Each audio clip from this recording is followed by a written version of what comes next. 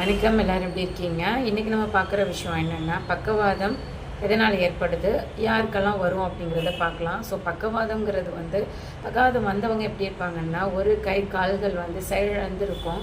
அவங்களால தனியாக நடக்க முடியாது, ஒரு இடத்துலேருந்து இன்னொரு இடத்துக்கு போக முடியாது.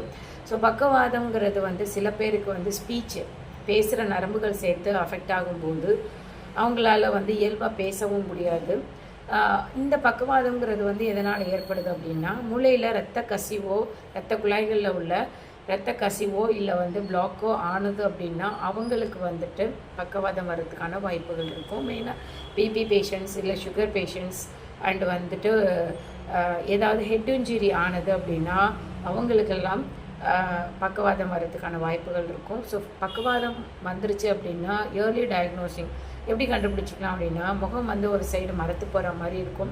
அவங்களுக்கு தண்ணி எதுவும் நம்ம குடிக்க கொடுத்தோம் அப்படின்னு சொன்னால் தண்ணி அவங்களால ஹோல்டு பண்ண முடியாது. மவுத்தில் ஒரு சைடு வலிகிற மாதிரி இருக்கும். அண்ட் கை கால்கள் எல்லாமே துவண்டு போகிற மாதிரி இருக்கும். ஒன் சைடு எந்த சைடு அவங்களுக்கு பாதிச்சிருக்கோ அந்த சைடு துவண்டு போகிற மாதிரி இருக்கும். ஓகே.